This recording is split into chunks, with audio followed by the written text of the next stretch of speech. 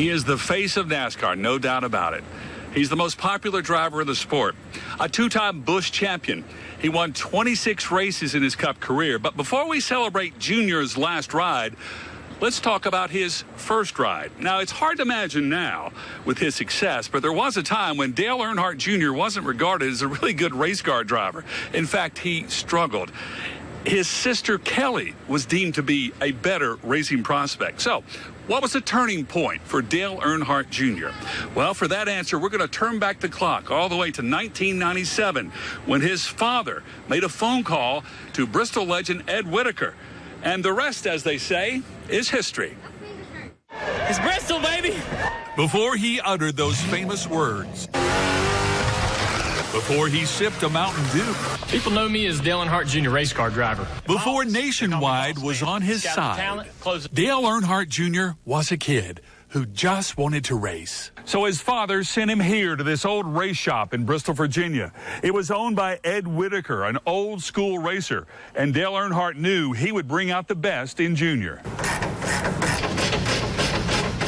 This might be a little bit of a make or break. I'll believe till the day I pass away that Dale Sr. knew that. And he said, I'm not going to put him in something easy. I'm going to put him in something hard, but I'm going to give him a good shot because I'm going to put him with a car owner and a bunch of guys that know what's going on. Chris Carrier is now a NASCAR crew chief, but he remembers dropping by the shop that day back in 1997 when Earnhardt arrived. Not in a limousine, but a beat-up old pickup. You know, he was a little bit shy. I'll be honest with you, he was probably so intimidated from his father, he's probably afraid to say much. When he came, it was a surprise. I was up there the day. He brought his seat, drove his little S10 truck in, seat in the back of it, gets out and comes in. He was real shy. Do you expect to see like more of his dad when he came in, like a real rambunctious guy? Because he's really nothing like his dad. No, Alec. No, he was like one of the guys out of the shop, seemed like. Worked with him a couple of days, day and a half down there. Once he got to the track, that shy teenager in the pickup truck disappeared. And it took the crew only seconds to realize they were working with a big-time talent. He adapted to the car pretty quick. Is that the key for a good driver? Yeah, seems like it. You either got it or you don't. And there were a lot of really good Busch Grand National drivers that weren't worth a spoonful of, dried out rice at Bristol and never got it. And he did it first time.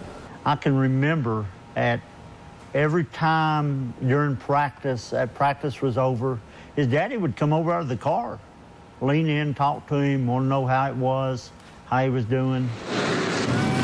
With a fast car and some newfound confidence, Dale Jr. almost won the pole. Only a late charge by Randy LaJoie stopped him. Junior stayed up front for the first part of the race, avoiding a big crash.